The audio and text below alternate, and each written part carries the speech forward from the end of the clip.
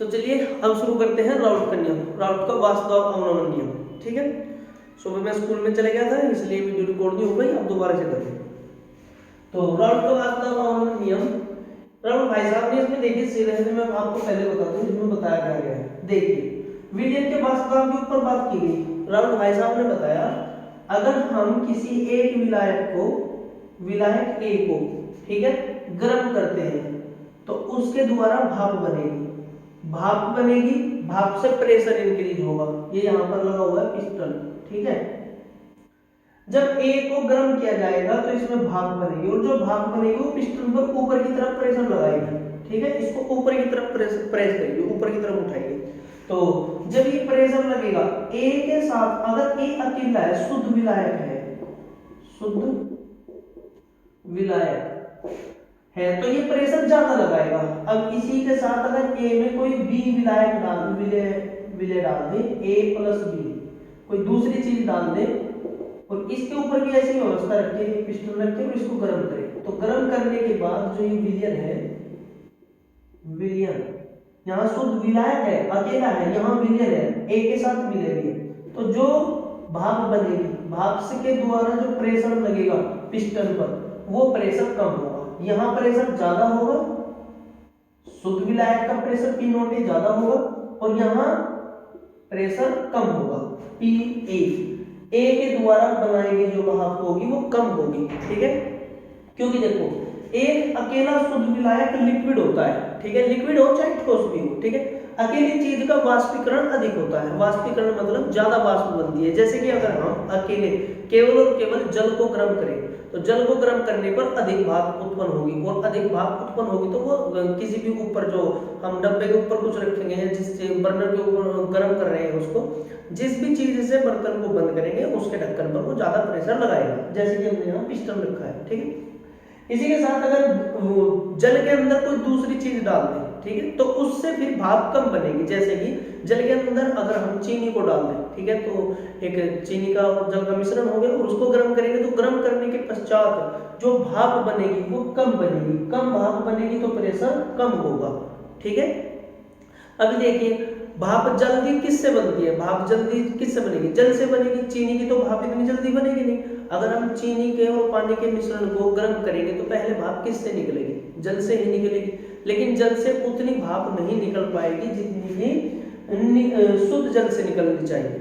विलयन के अंदर उतनी भाप नहीं निकल पाएगी, जब विलयन बनेगा तो भाप कम बनेगी। ठीक है, तो राउट भाई साहब ने यही बात बताई कि किसी भी विलयन के अंदर विलायक का वाष्पदाब शुद्ध विलायक के वाष्पदाब से कम होता है। ठीक है, अब इसमें बी अगर हम लोगों ने डाल दिया तो बी विलय ने ऐसा क्या किया जो ए का वाष्पीकरण कम हो गया, ऐसा क्या किया विलय बी ने।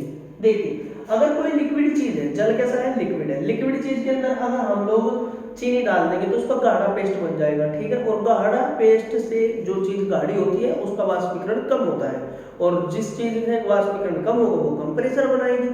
समझे, तो इस प्रकार से यहाँ ए के साथ बी मिलाने पर वाष्पीकरण कम होता है और प्रेशर घट जाता है। ठीक है, अब ये बात अगर हम पानी के अंदर चीनी ही मिलाए तो ये कोई जरूरी थोड़ा है, पानी के अंदर तो और दूसरी चीजें भी मिलाई जा सकती है।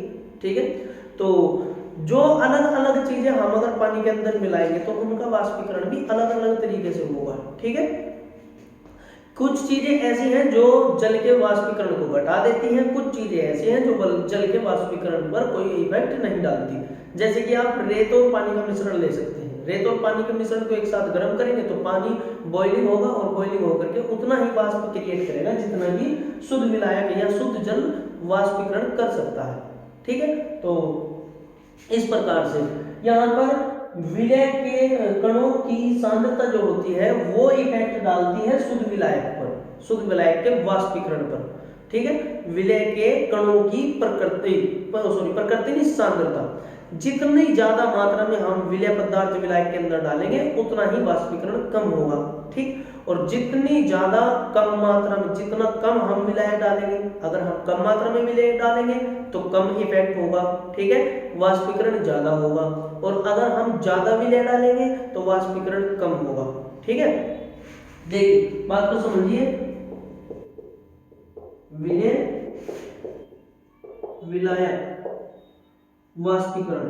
अगर विलय तो हम कितनी भी क्वांटिटी में ले सकते हैं, अगर ये लेंगे ज्यादा, ठीक है, ज्यादा मात्रा में लेंगे तो वाष्पीकरण होगा कम, वाष्पीकरण कम, ठीक है। अगर विलय ज्यादा लेंगे तो वाष्पीकरण कम होगा, विलय कम लेंगे तो वाष्पीकरण ज्यादा होगा, समझे, ठीक है। तो विलय की मात्रा पर निर्भर करता है, विलय की सांद्रता पर निर्भर करता है कि वाष्पीकरण कम होगा या ज्यादा होगा, ठीक है। अब इस बात को राउल्ट भाई साहब ने किस प्रकार से अपने शब्दों में व्याख्या की, इसको हम देखते हैं। हम जानते हैं कि विलायक का वाष्प दाब विलयन में शुद्ध विलायक के वाष्प दाब से कम होता है। इस लाइन को दोबारा देखें। हम जानते हैं कि विलायक का वाष्प दाब विलयन में, विलायक का वाष्प दाब विलयन में शुद्ध विलायक के वाष्प दाब से कम होता है, शुद्ध विलायक के वाष्प दाब से कम होता है। जो हमने यहाँ देखा वो ऊपर लिखा हुआ है। तो राउल्ट ने सिद्ध किया कि वाष्प दाब अवनमन केवल विलय पदार्थ की कणों की सांद्रता पर निर्भर करता है, ठीक है, विलय पदार्थ की कणों की सांद्रता पर निर्भर करता है। यानी कि शुद्ध विलायक का जो वाष्पीकरण कम हुआ है, जो प्रेशर कम हुआ, तो वो विलय पदार्थ के कणों की सांद्रता पर निर्भर करता है। विलय पदार्थ के अंदर जितने ज्यादा कण होंगे उतना ही वो इफेक्ट डालेगा, ठीक है, से निर्भर करता है, उनकी प्रकृति पर नहीं, उनकी प्रकृति पर नहीं, यानी कि विलय की प्रकृति पर नहीं। विलय की प्रकृतियां होती हैं, कुछ विलय अम्लीय होते हैं, कुछ अपसारीय होते हैं। विलय को जब किसी के अंदर सॉल्यूट किया जाता है, घोला जाता है, तो उनके आयन टूटते हैं, पॉजिटिव नेगेटिव आयन होते हैं, ठीक। तो वो आयनों पर या किसी भी चीज की विलय की प्रकृति अम्लीय हो, अपसारीय हो, चाहे उदासीन हो, इस बात पर निर्भर नहीं करता। होना क्या चाहिए, बस विलय पदार्थ के अंदर कणों की सांद्रता अधिक होनी चाहिए, यानी कि विलय पदार्थ के अंदर कणों की जो मात्रा है वो अधिक या कम होनी चाहिए, उससे इफेक्ट पड़ता है। ज्यादा होगी तो ज्यादा इफेक्ट डालेगा वाष्प दाब पर, और कम होगी विलय पदार्थ के कणों की सांद्रता तो कम इफेक्ट डालेगा। अर्थात यदि कोई विलयन विलायक A व विलय B से मिलकर बना है तथा विलयन के अंदर विलायक का वाष्प दाब Pa है, तो वह शुद्ध विलायक के वाष्प दाब P0 A से कम होगा, तो वह शुद्ध विलायक के वाष्प दाब P0 A से कम होगा। अतः राउल्ट की अवधारणा के अनुसार delta PA P0 A minus PA, delta वहां यूज किया जाता है जहां दो चीजों का सूक्ष्म अंतर होता है, ठीक है, वहां उपयोग किया जाता है डेल्टा। डेल्टा मतलब छोटा, ठीक है। तो delta PA P0 A minus PA, ये शुद्ध विलायक का वाष्प दाब है, ये विलयन के अंदर विलायक का वाष्प दाब है, ठीक है। जहां डेल्टा PA शुद्ध विलायक व विलयन में विलायक के वाष्प दाबों का अंतर है, PA विलयन के अंदर विलायक का वाष्प दाब है तथा P0 A शुद्ध विलायक का वाष्प दाब है, ठीक है। अब हम लोग इस अवधारणा को देखते हैं, ठीक है। राउल्ट भाई साहब ने इनके अंतर, इसमें और इसमें जो वाष्प दाब का अंतर है, उस अंतर को संख्यात्मक मान में अपने गणितीय रूप में किस प्रकार से निरूपित किया वो देखते हैं, ठीक है। तो मैं इसको साफ कर रहा हूं, कपड़ा था यहाँ पे कि राउल्ट भाई साहब ने इस चीज को कैसे निरूपित किया, हम लोग साफ कर दिया। जो यहाँ लिखा होगा देखिए, ये जो इक्वेशन यहाँ पर लिखी हुई है इसके वैल्यूज को पुट करते हैं। हम जानते हैं कि देखिए, हम जानते हैं कि PA समानुपाती PA समानुपाती होता है विलयन के अंदर x0 A, ठीक है। विलयन के अंदर विलायक का जो प्रेशर होता है वो मोल अंशों की संख्या के समानुपाती होता है। ये बात हमने राउल्ट का जो पहला नियम था उसमें चेक की थी, ठीक है। उसमें आप लोग चेक कीजिए, वहां पर लिखा हुआ मिलेगा PA समानुपाती x0 A। PA समानुपाती का चिन्ह हटाने के लिए यहाँ पर रखा गया था P0 A into x0 A, ठीक है। तो PA जो विलायक के विलयन के अंदर विलायक का जो वाष्प दाब है PA बराबर होता है P0 A into x0 A। हम लोग ये PA की वैल्यू यहाँ इस समीकरण फर्स्ट में पुट करते हैं, ठीक है। PA का मान समीकरण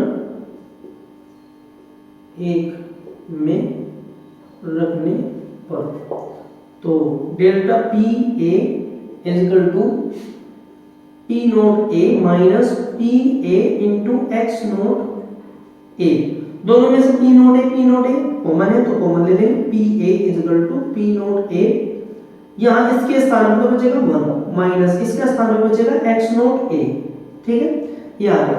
अब हम लोग जानते हैं कि x not a plus x not b equal to होता है 1, ठीक है, और हम लोग यहाँ से कोरिलेट करके लिख सकते हैं।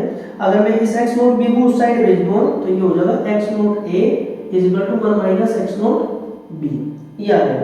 तो हम लोग 1 माइनस x नोट अगर a को उस साइड भेजेंगे तो ये आएगा, ठीक है, और अगर b को उस साइड भेजेंगे तो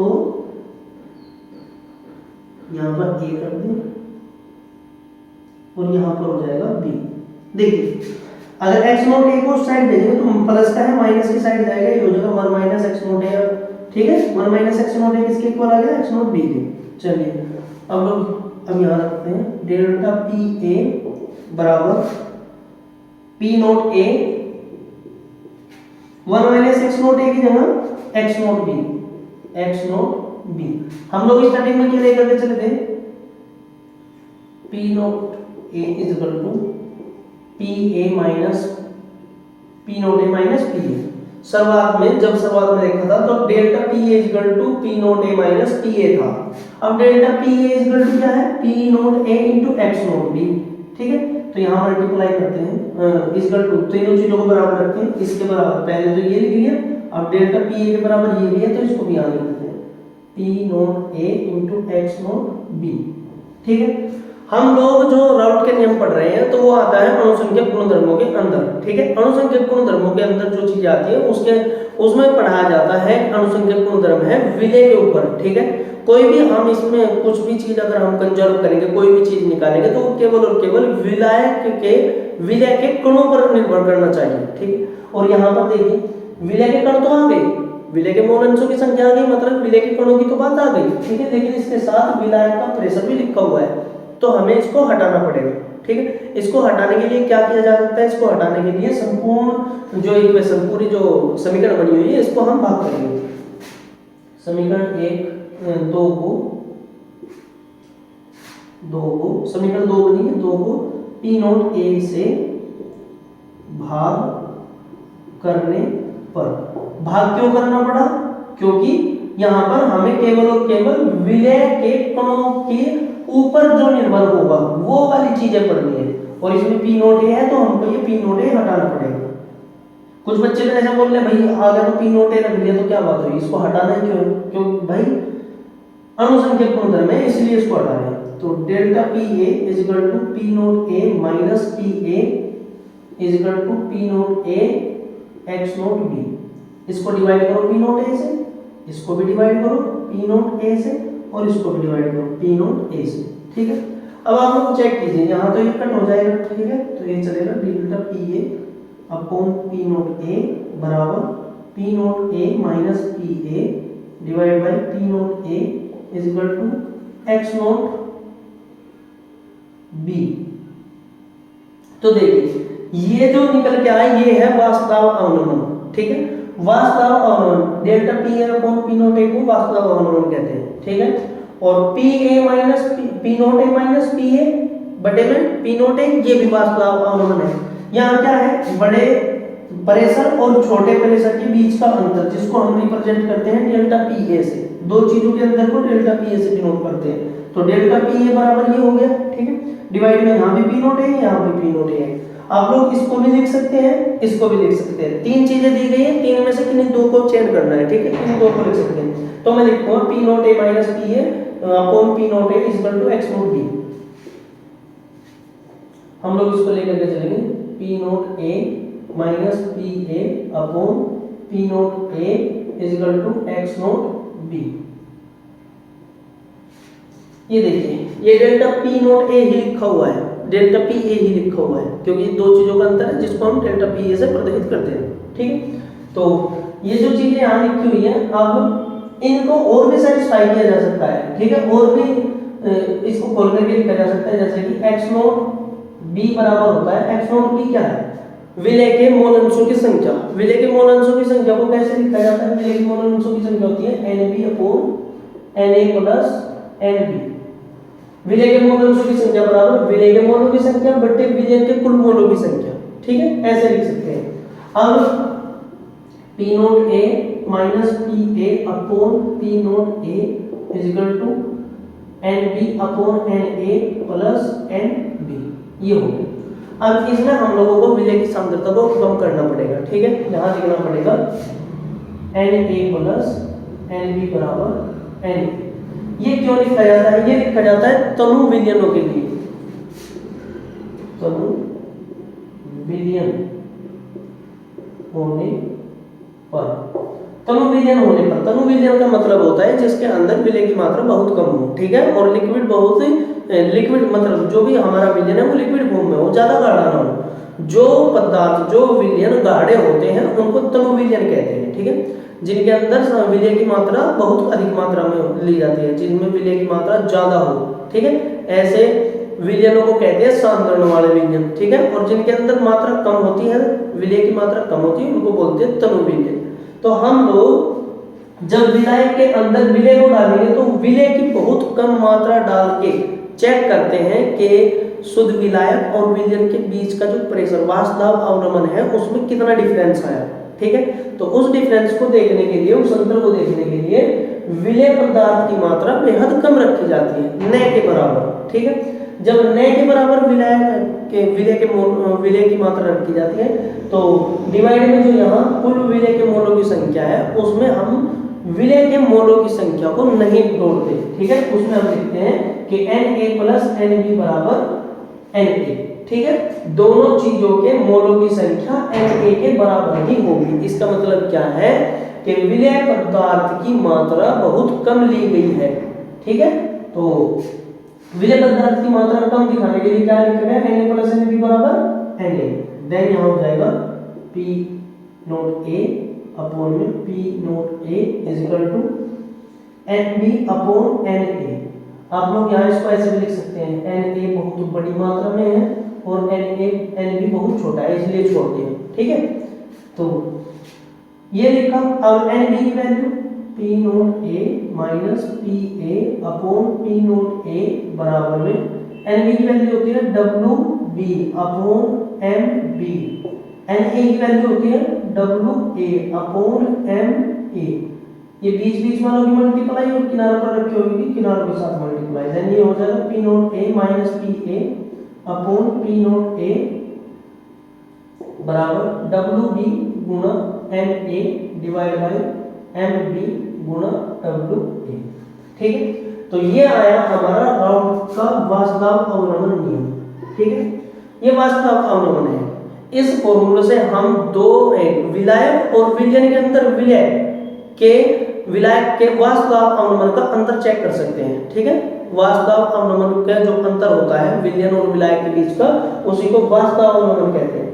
अब इसके लिए अनुसंख्यक गुणधर्म में बताया गया कि हम किसी भी विलय या विलायक के मोलिकुलर वेट की गणना करनी है, ठीक है। अगर हम लोगों को विलय का भार, विलायक का भार, विलायक का अणुभार पता हो तो हम विलय पदार्थ के मोलिकुलर वेट की गणना कर सकते हैं, ठीक है। या हम लोग ऐसे कह सकते हैं 1 2 3 4 5 6, यहाँ पर 6 अलग अलग चीजें दी गई हैं। अगर 6 चीजों में से हमें किसी एक का ना पता हो तो हम उसका पता कर सकते हैं। हमें 5 चीजों का पता होना चाहिए। यही राउंड का वाष्प दाब अवनमन नियम, ठीक है। स्क्रीनशॉट लीजिए इसका जल्दी से, फिर आगे हम कार्य करते हैं। तो चलिए दोस्तों, अगला टॉपिक आता है हमारा क्वथनांक का उन्नयन, ठीक है। तो देखिए क्वथनांक का उन्नयन कैसे।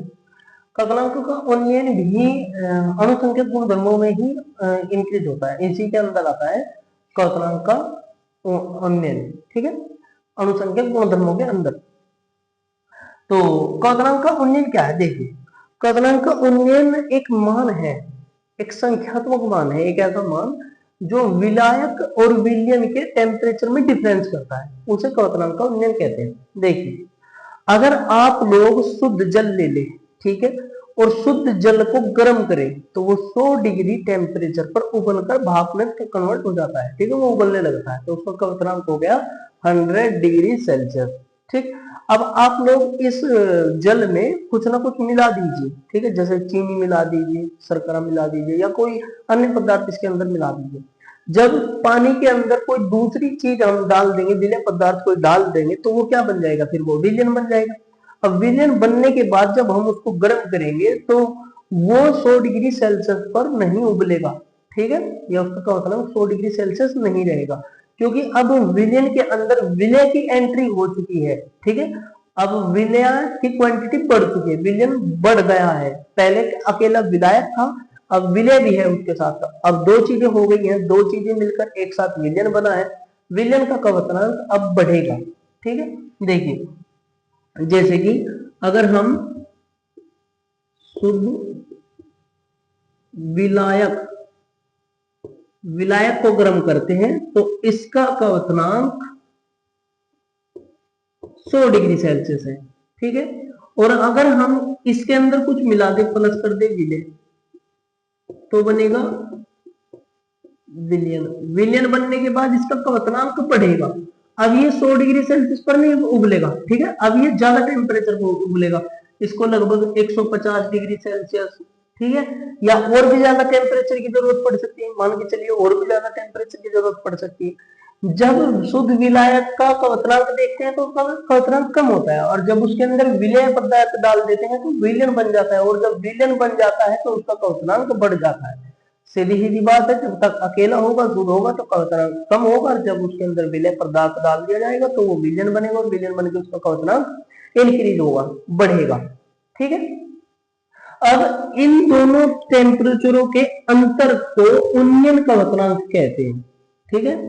इन दोनों टेम्परेचर के बीच के अंतर को उन्नयन क्वथनांक डेल्टा टी भी कहते हैं।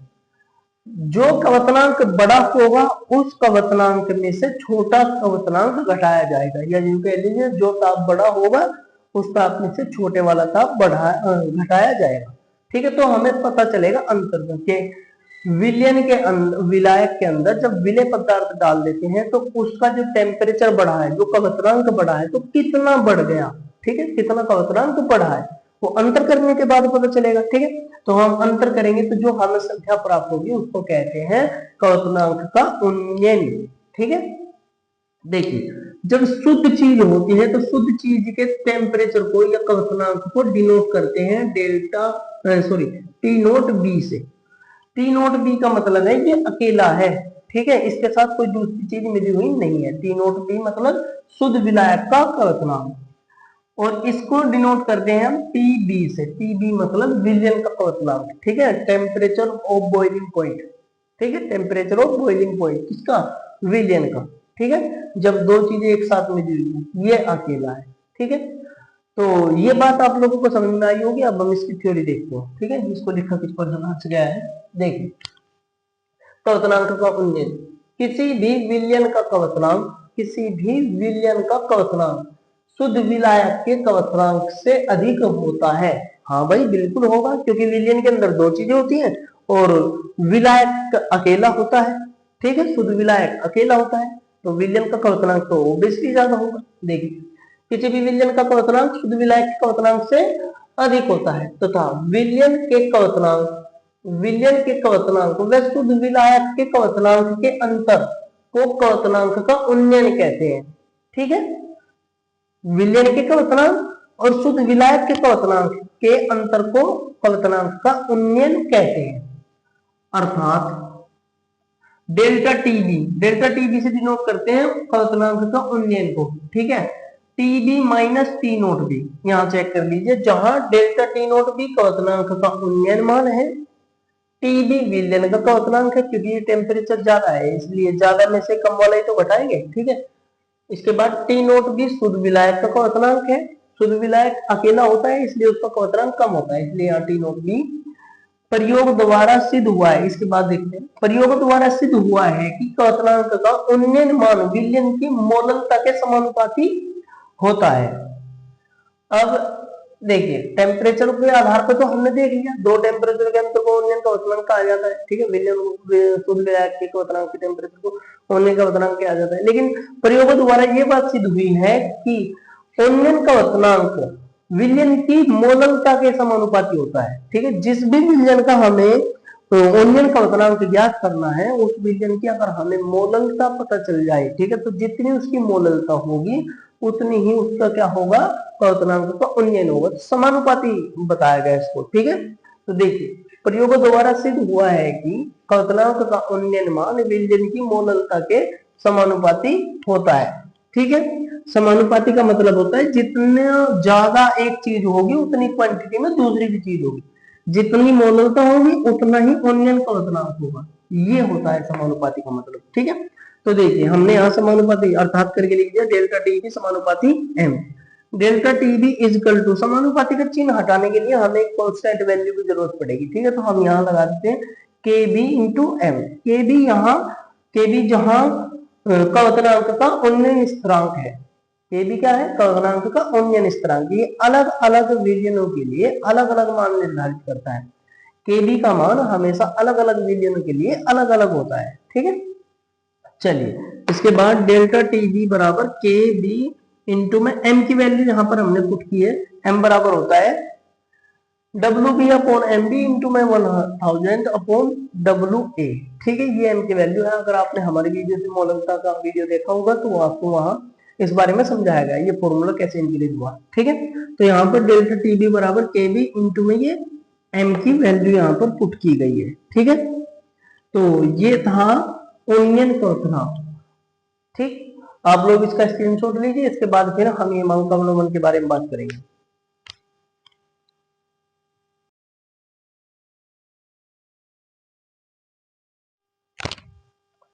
किसी भी विलयन का हिमांक शुद्ध विलायक के हिमांक से कम होता है, से कम होता है, तो अशुद्ध विलायक के हिमांक व विलयन के हिमांक के अंतर को हिमांक अवलंबन कहते हैं। देखिए जैसे कि हम लोग शुद्ध विलायक ले लेते हैं ए, शुद्ध विलायक, और इसके अंदर अगर कुछ डाल देंगे प्लस कर देंगे विलय तो बनेगा विलयन, बी डाल देते हैं विलयन बना, विलयन का विलयन बन गया, ठीक है। अब आप लोग चेक कीजिए, देखिए अगर शुद्ध विलायक है, ठीक है, शुद्ध विलायक सपोज कीजिए 10 डिग्री सेल्सियस पर जम रहा है, कोई भी चीज वैसे 0 डिग्री सेल्सियस पे आगे जमती है, जो जल है पानी है वो भी 0 डिग्री सेल्सियस पर जमना शुरू होता है, ठीक है।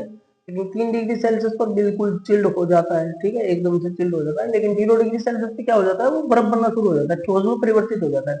इसी प्रकार से कोई शुद्ध विलायक हम लोग ले लेते हैं और समझ ऐसा देख लेते हैं कि भाई वो 10 डिग्री सेल्सियस पे क्या हो जाता है, ठोस हो जाता है, ठीक है।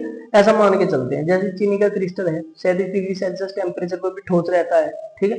और भी बहुत सारी चीजें हैं, ठीक, जो कि 37 डिग्री कमरे का टेम्परेचर है उस पर क्या होती है, ठोस होती है। तो इसी प्रकार से हम लोग मान के चलते हैं कि कोई शुद्ध विलायक है और वो 10 डिग्री सेल्सियस पर ठोस है, ठीक है। इसके बाद क्या देखते हैं कि भाई कोई विलय पदार्थ इसके अंदर डाल देते हैं, विलय पदार्थ जब डाल देते हैं तो ये जो विलय पदार्थ डालने के बाद विलयन बनेगा, विलयन जो जमेगा, हिमांक का मतलब होता है जमना, ठीक है, जो जमेगा वो 10 डिग्री सेल्सियस से कम टेम्परेचर पर जमेगा, ठीक है। अब ये 5 डिग्री सेल्सियस हो जाएगा, ठीक है, मान के चलते हैं ऐसा कि 5 डिग्री सेल्सियस हो गया, 5 भी हो सकता है, 8 भी हो सकता है, 7 भी हो सकता है। लेकिन अगर कोई शुद्ध विलायक 10 डिग्री सेल्सियस पर जम रहा है और उसके अंदर कोई विलय पदार्थ डाल दे तो वो और भी कम टेम्परेचर पर जमेगा, ठीक है। ये 5 degree Celsius, 8 degree Celsius, 7 degree Celsius पर जमे। इससे क्या होता है कि शुद्ध विलायक के हिमांक में क्या हो जाती है, कमी आ जाती है, ठीक है। शुद्ध विलायक के हिमांक में क्या हो जाता है, कमी आ जाती है, ठीक। विलयन कम टेम्परेचर पे जमेगा, शुद्ध विलायक ज्यादा टेम्परेचर पे जमेगा, ठीक। या यूं कह लीजिए विलायक कम ठंड में जमेगा, ठीक है, और विलयन जो है वो और भी ज्यादा कम ठंड में जमेगा, ठीक है। तो इस बात को हम लोग ग्राफ से समझते हैं, ग्राफ से कैसे क्या होता है, वाष्प दाब, वाष्प दाब, यहाँ होता है ताप, ताप होता है केल्विन में, लेकिन मैं यहाँ 0 डिग्री सेल्सियस लिख रहा हूँ, ठीक है, 0, 0 का मतलब 273 केल्विन। अब आगे मैं 1 लिखूंगा, 2 3 4 5 6 7 8, अगर आप लोग केल्विन में कन्वर्ट करना चाहते हो, 0 डिग्री सेल्सियस कितना होता है? 273 केल्विन। ठीक है, एक जोड़ोगे 274 हो जाएगा, यहाँ 75, यहाँ आगे जोड़ते चले जाएंगे इसमें। ठीक है, 3 जोड़ोगे तो ये 76 हो जाएगा, 4 जोड़ोगे तो 77 केल्विन हो जाएगा, इस तरीके से। ठीक है, अब आप लोग चेक कीजिए, आपको बुक्स में ये डिग्री सेल्सियस यहाँ डिनोट करके नंबर्स में दिए जाते हैं। ठीक है, बुक में जो आपके ग्राफ दिया गया है वो बिना नंबर्स के दिया गया है। ठीक है, यहाँ नंबर नहीं होते, बस ऐसे 2 लाइनें खींच दी जाती होगी ऐसे। ठीक है, और यहां बताया जाता है ए शुद्ध विलायक। मान के चलिए कोई शुद्ध विलायक पदार्थ है और 60 डिग्री सेल्सियस पर वो जमा हुआ है।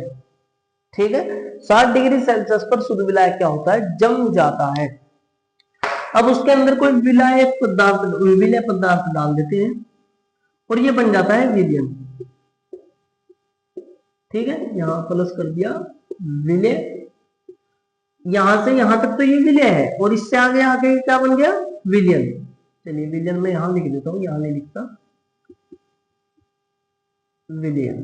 ठीक है, शुद्ध विलायक के अंदर विलय पदार्थ डाला, विलय पदार्थ ऐड किया, करने के बाद वो बना विलयन, और विलयन बन के उसका टेम्परेचर में क्या हुआ? कमी आ गई। टेम्परेचर में कमी कैसे आती है? ठीक है, वो देखते हैं।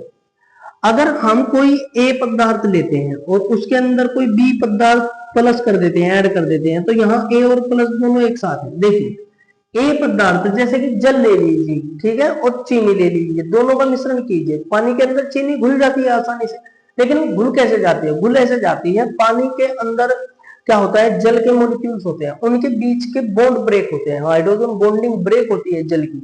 ठीक है, तो उससे क्या होता है? जितने भी सुक्रोज के अणु हैं, ठीक है, जितने भी सुक्रोज के अणु यानी चीनी के अणु है, उनके भी बीच के रासायनिक आबंध टूटते हैं, और रासायनिक आबंध टूट टूट करके वो क्या होती है? अलग अलग होती है। ठीक है, चीनी के मॉलिक्यूल्स जो अणु होते हैं उनके बीच के रासायनिक अणु टूटते हैं, और पानी के बीच के, पानी के अंदर जो हाइड्रोजन बॉन्डिंग है उनके बीच के आबंध टूटते हैं। ठीक है, आबंधों का टूट कर नए आबंधों का निर्माण होता है, तब जाके चीनी पानी के अंदर घुलती है। ठीक है, और रासायनिक प्रक्रिया में जब किसी चीज के आबंध टूटते हैं तो आबंध टूटने के साथ साथ प्लस में ऊर्जा भी रिलीज होती है, ऊर्जा भी मुक्त होती है। ठीक है, तो जब हम पानी के अंदर चीनी ऐड करेंगे तो पानी के बीच के अणु टूटेंगे। ठीक है, उनके बीच के आबंध टूटेंगे, जैसे कि HOH, इनके बीच का बॉन्ड टूटेगा, तो ये बॉन्ड टूटेगा तो यहां से ऊर्जा निकलेगी। ठीक है, ऊर्जा।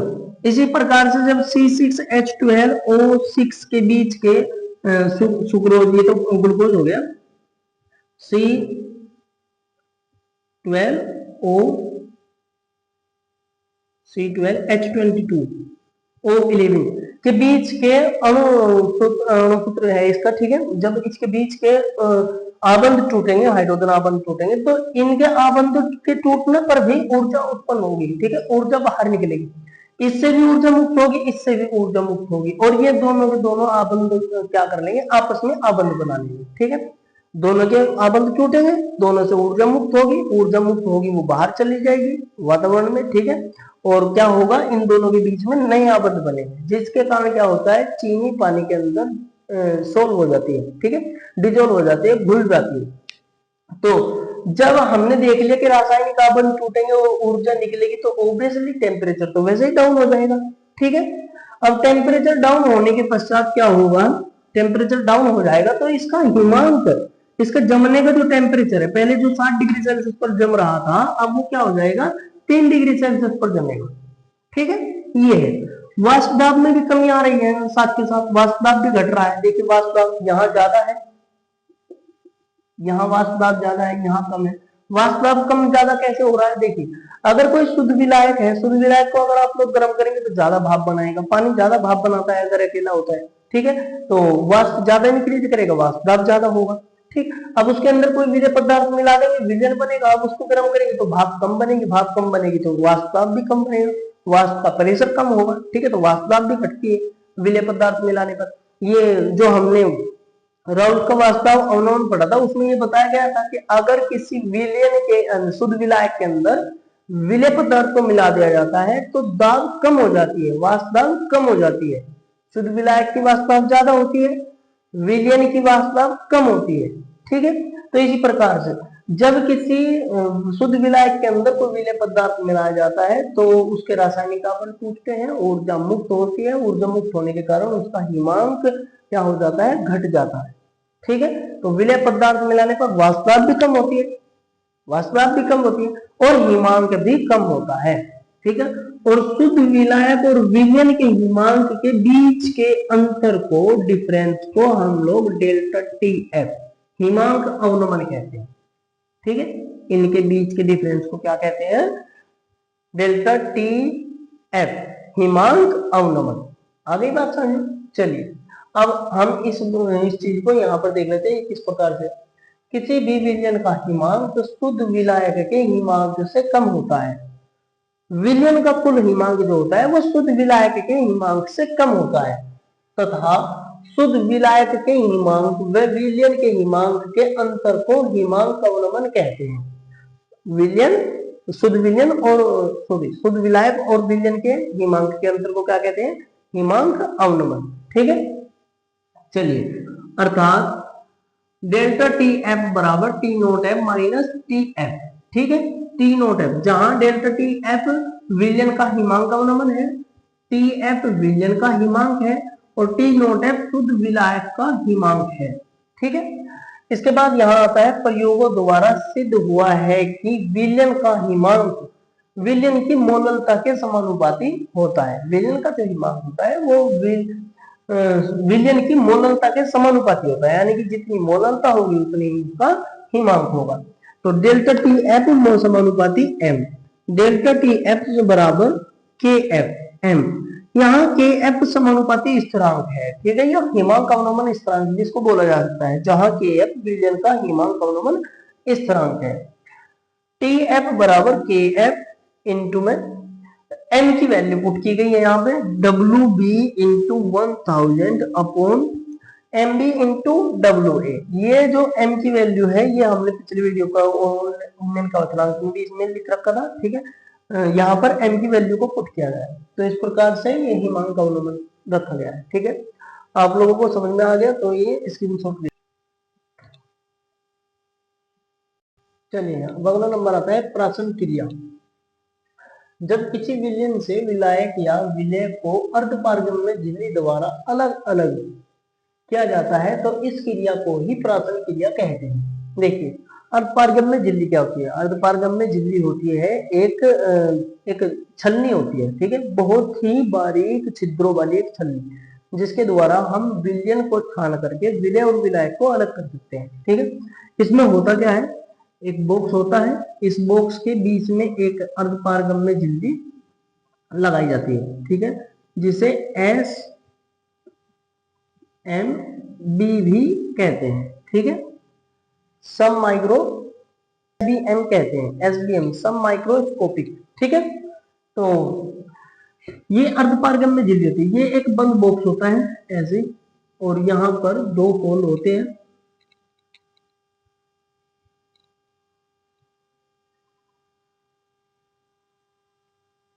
ऐसे। ठीक है, इस तरफ विलयन भरा जाता है, विलयन, और इस तरफ जो भी चीज बारीक होगी वो छन करके इस तरफ आ जाएगी। वो विलय भी हो सकता है और विलायक भी हो सकता है। अगर विलायक बारीक कणों का है तो विलायक इसके इस तरफ आ जाएगा छन करके। ठीक है, झिल्ली के द्वारा। और अगर विलय पदार्थ बारीक कणों का है तो वो इस तरफ आ जाएगा, जैसे कि पानी और चीनी का मिश्रण। ठीक है, लेकिन पानी और चीनी के मिश्रण को तो गर्म करके अलग किया जा सकता है अर्धपारगम्य झिल्ली द्वारा, तो भी इसको अलग कर सकते हैं। आप लोग समझिए, देखिए पानी से चीनी को निकाला तो नहीं जा सकता। ठीक है, लेकिन अगर हम लोग यहाँ पर पानी और चीनी का विलयन डाल देंगे और एसपीएम लगाएंगे, इसके बीच अर्धपारगम्य झिल्ली लगा देंगे, तो क्या होगा, चीनी के कण मोटे होते हैं वो उसी साइड रह जाएंगे और पानी के जो कण होते हैं वो इस साइड आ जाएंगे छल करके। ठीक है, तो इस प्रकार से यहाँ पर क्या होता है, बारीक कणों वाली चीज इस ओर प्रभावित होती है, इस ओर प्रवाहित होती है। ठीक है, तो देखिए इसको समझिए, जब किसी विलयन में से विलायक या विलय को अर्धपारगम्य झिल्ली द्वारा अलग अलग किया जाता है तो इस क्रिया को ही प्राशन क्रिया कहते हैं। इस क्रिया में एक अति सूक्ष्म छिद्रों वाली अर्ध पारगम्य झिल्ली होती है जिसके द्वारा विलय या विलायक को छानकर विलयन से अलग किया जाता है। जिसके द्वारा विलय या विलयन को छान करके विलय या विलायक को विलयन से अलग किया जाता है। जैसे समुद्री जल से शुद्ध जल का अलग करना। ठीक है, तो आप लोग यहाँ समुद्री जल भी ले सकते हैं, समुद्री जल, और इस तरफ शुद्ध जल। ठीक है, चलिए अब इसके बाद आती है प्राशन दाब की बात। ठीक है, ये तो प्राशन क्रिया हो गई। ठीक है, इस क्रिया को प्राशन क्रिया कहते हैं कि विलयन को छानकर विलय विलायक को अलग करके क्या कहलाती है, प्राशन क्रिया। अब बात आती है प्राशन दाब।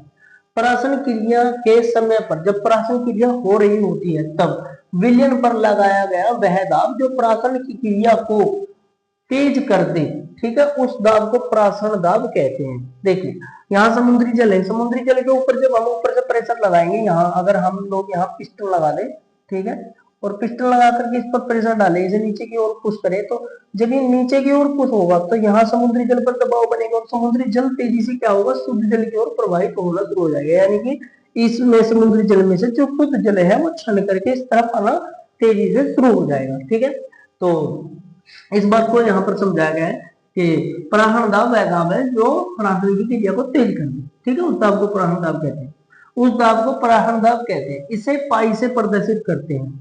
प्राशन दाब विलयन के निश्चित ताप व सांद्रता के समानुपाती होती है। ठीक है, निश्चित ताप, अगर हम किसी चीज को छान रहे हैं, किसी विलयन को छान रहे हैं, तो वो क्या होता है, वो किस किस चीज पर निर्भर करती है प्राशन दाब एक तो निर्भर करती है टेम्परेचर पर।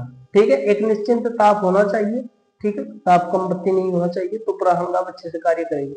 उसके बाद क्या होना चाहिए, सांद्रता, विलय पदार्थ की सांद्रता। विलय पदार्थ की सांद्रता विलय के अंदर कितनी है उस बात पर डिपेंड करती है। ठीक है, प्राशन दाब, अगर विलय पदार्थ के कणों की सांद्रता कम है तो हमें कम दाब प्राप्त होगी। ठीक है, हमें कम दाब लगानी पड़ेगी। ठीक, अगर विलय पदार्थ के कणों की सांद्रता अधिक है तो हमें अधिक दाब लगानी पड़ेगी, अधिक प्राशन दाब डालनी पड़ेगी, जिससे कि प्रक्रिया तेज होगी। ठीक है, अगर विलय पदार्थ की सांद्रता कम तो कम दाब लगानी पड़ेगी, और विलय पदार्थ की सांद्रता ज्यादा है तो हमें क्या करना पड़ेगा, दाब को बढ़ाना पड़ेगा, ज्यादा दाब डालनी पड़ेगी। तो यहाँ पर लिखा गया है प्राशन दाब विलयन के निश्चित ताप व सांद्रता के समानुपाती होती है। यानी कि जितनी सांद्रता जितना ताप उतनी ही दाब। ठीक है, अर्थात पाई समानुपाती पी। पाई क्या है यहाँ पर, प्राशन दाब, पाई समानुपाती सी। सी मतलब सांद्रता, विलय पदार्थ की सांद्रता। दोनों के दोनों समानुपाती है, टी भी और सी भी, तो हम यहाँ लिख देंगे पी पाई समानुपाती सी टी। ठीक है, दोनों का समानुपाती को एक साथ हमने लिख दिया यहाँ पर। ठीक है, अब पाई समानुपाती का चिन्ह हटाएंगे, चिन्ह हटाएंगे। देखिए जब किसी पदार्थ को गर्म किया जाता है तो उससे गैस बनती है, गैस मतलब भाप वाष्पीकरण होता है उसका। ठीक है, तो उसके लिए हम लोगों को यहाँ क्या लेना पड़ेगा, गैस नियतांक। ठीक है, जिसको हम समानुपाती स्थिरांक भी कह सकते हैं। तो यहाँ इस समानुपाती चिन्ह को हटाने के लिए एक स्थिरांक का यूज किया गया जिसका नाम है आर, गैस नियतांक। तो pi is equal to R C T हो गया। ठीक है, जहां आर गैस नियतांक है या समानुपाती स्थिरांक है, जिसका मान 0.0831 litre bar mole inverse kelvin inverse होता है। ठीक है, इसका एक फिक्स वैल्यू होती है 0.0831 litre bar mole litre inverse kelvin inverse. ठीक है, चलिए सांद्रता, विलय पदार्थ की सांद्रता हम लोग देख रहे हैं, तो विलय पदार्थ की सांद्रता बराबर होती है NB/V, जहां NB विलय पदार्थ के मोलों की संख्या है तथा V विलयन का कुल आयतन है। ठीक है, ये सांद्रता निकालने का फॉर्मूला होता है, विलय पदार्थ की सांद्रता निकालने का। ठीक है, तो सांद्रता C बराबर NB/V, जहां V विलयन का आयतन तथा NB विलयन में विलय के मोलों की संख्या है। अब देखिए जहां पर इस फॉर्मूले में C है वहां पर हम क्या पुट कर देंगे, N/V। तो देखिए यहाँ पर, तो पाई बराबर NB/V इंटू आर टी। ठीक है, तथा NB की वैल्यू होती है, NB बराबर होता है WB/MB, ये विलय के मोलों की संख्या का फॉर्मूला होता है। ठीक है, WB/MB, तो जहां NB है वहां हम पुट कर देंगे WB/MB।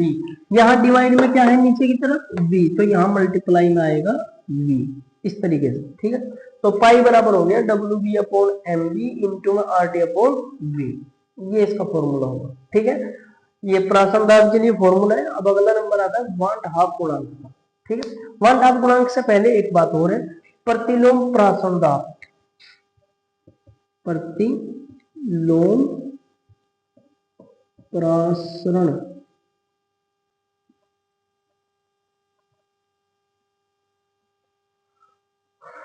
प्रतिलोम प्रासरण। प्रतिलोम प्राशन क्या होता है? प्रतिलोम प्राशन वो दाब होती है जो प्राशन की क्रिया को विपरीत कर दे, उस दाब को प्राशन दाब, प्रतिलोम प्राशन दाब कहते हैं।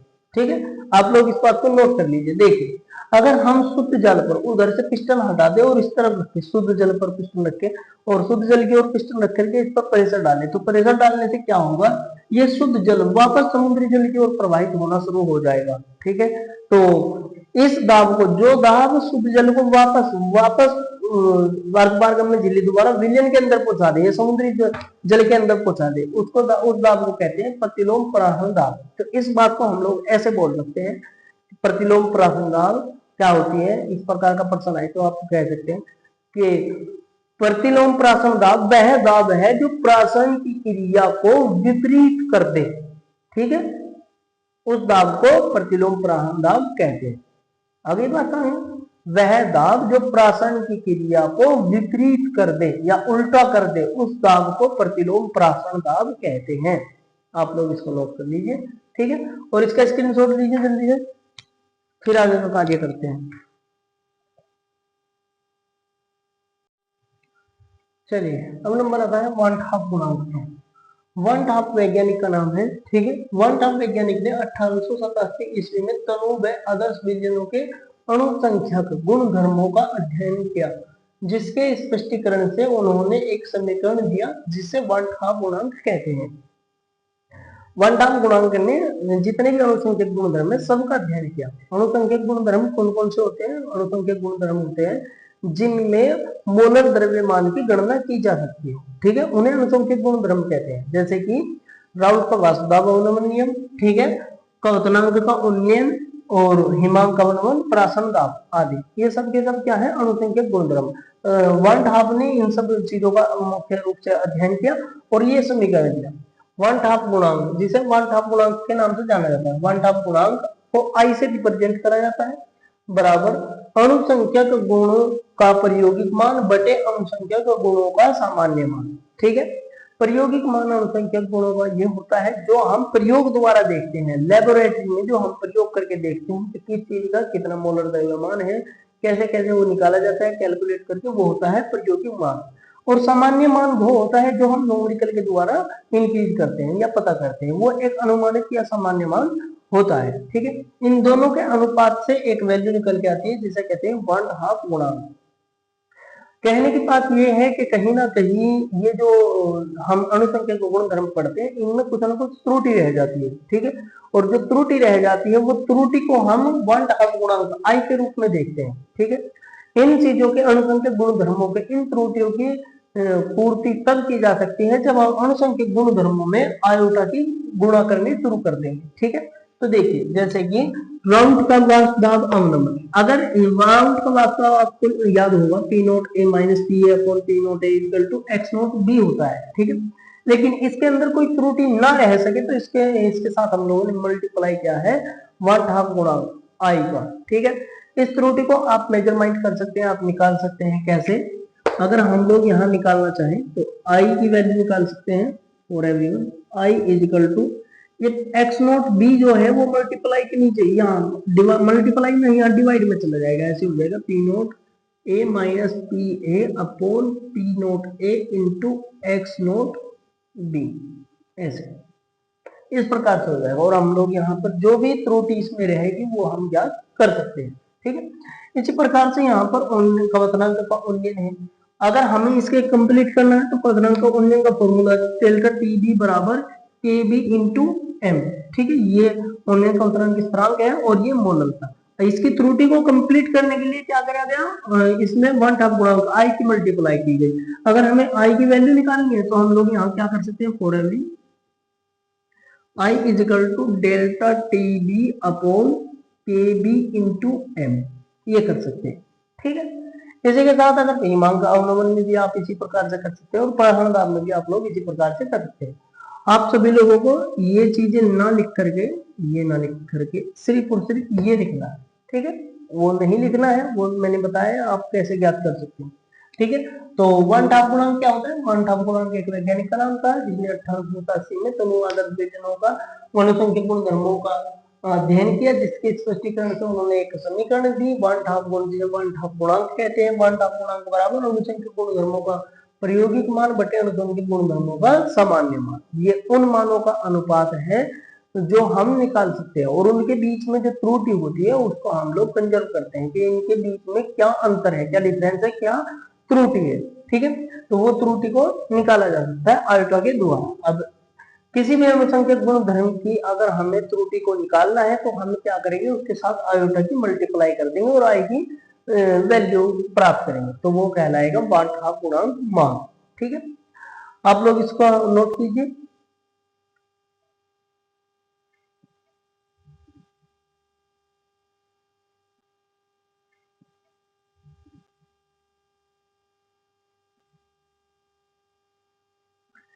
इसी के साथ आज हमारा ये चैप्टर हो जाता है समाप्त और हम लोगों ने इस वीडियो में लगभग इस चैप्टर के जितने भी टॉपिक थे सारे के सारे कंप्लीट हो चुके हैं, ठीक।